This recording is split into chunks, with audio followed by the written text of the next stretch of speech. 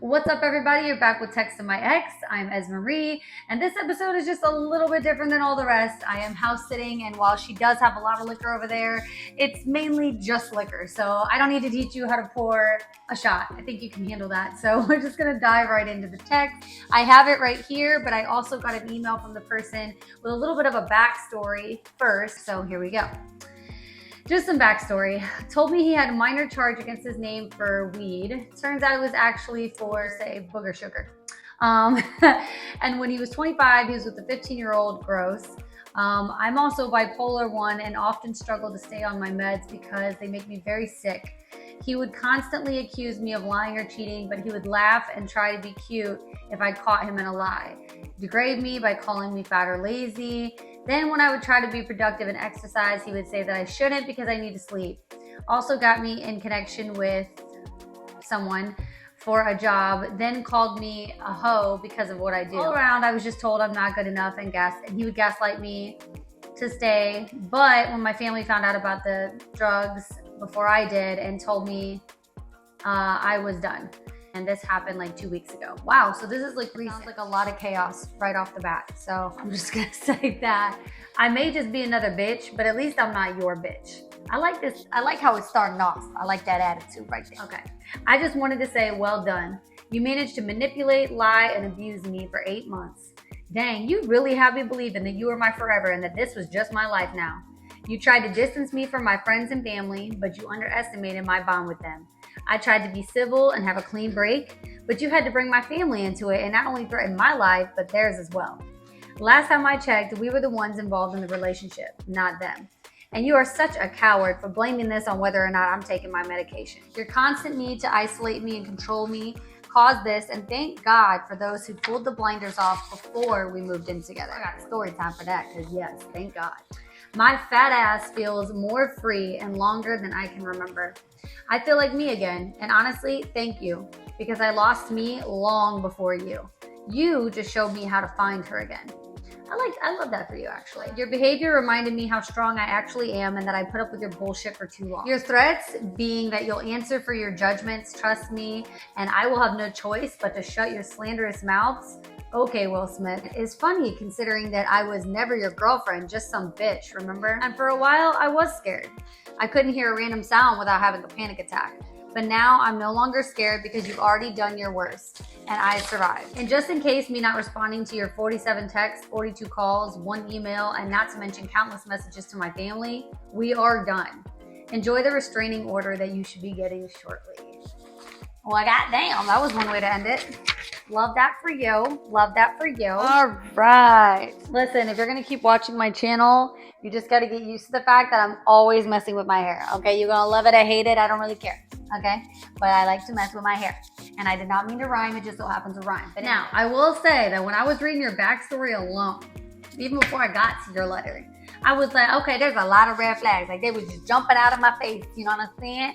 And I'm pretty sure you know by now that, there was red flags that you probably ignored. So, I'm not going to harp on you too much. But, I'll be saying it all the time. Pay attention to the red flags. So, because they was about to hit me in the face. With that being said, now that we get into the text. First and foremost, disclaimer, right? Because it sounds to me like he's a narcissist.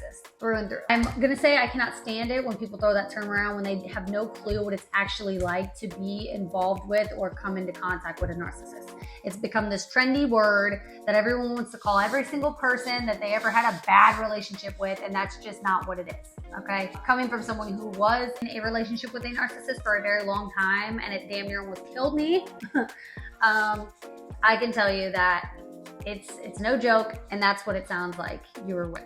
However, it could also just be a guy who's just a piece of shit. And I was actually in a relationship where he did isolate me, but he wasn't a narcissist. That was just an abusive guy. When you said, thank God they pulled the blinders off before I moved in, or before we moved in together, see, that's where my shit went wrong. I moved in with the person, then found out it was just too late. Do you know what I loved about yours? Is I love that you admitted that you were lost before you got with him, because that's what majority of the time happens. And what I mean by that is those type of predators, like those type of people with bad intentions and just not good, they need to grow as a person more. They look for those people that they know they can do this to.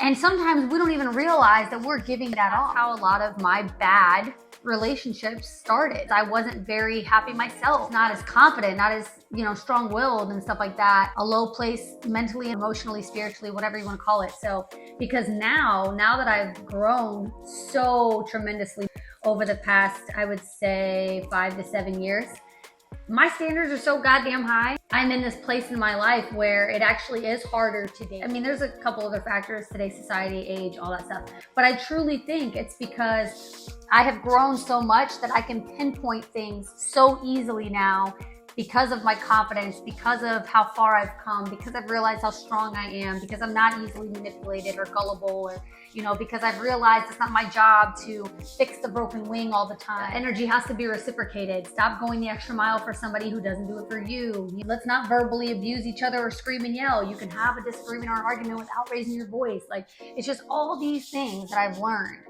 makes it so much harder to date now. But it doesn't matter. I would do it all over again, and I'm super grateful for it, because that means that when I finally do settle down with a partner, or when I do have another relationship, it's going to be a healthy one, and it's never, ever, ever going to be like that. And it's so funny too, because people mistake, after somebody does what they do to you and then you're done with them, and then they reach out, like you were saying, 47 calls, 42 messages, whatever the hell it was, email, they try to go to these extents, and then once they realize they're not getting the reaction out of you that they want, and you're not just running right back and, okay, well, let's just make this work, let's just not do this anymore, then that's when the anger comes and the threats and all that stuff, because they can't stand to not have that power.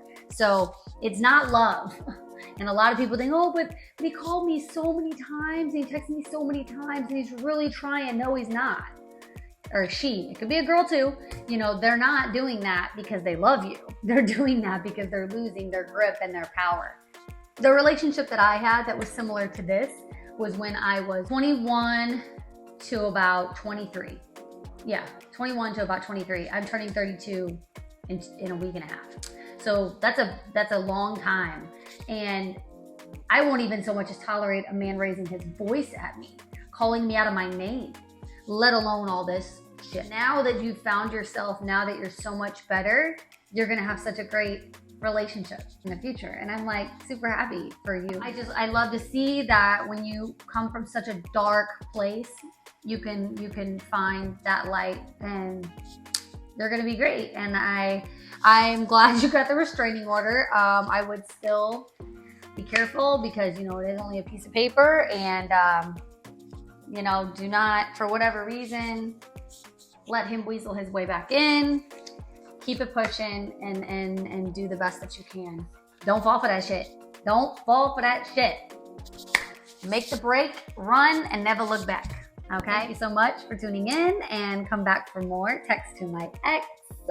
I'm Marie. Peace out.